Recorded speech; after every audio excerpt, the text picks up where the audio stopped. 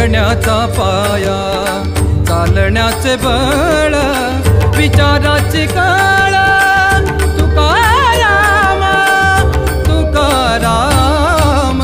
जगण्याचा पाया, चालण्याचे बळ, जगण्याचा पाया.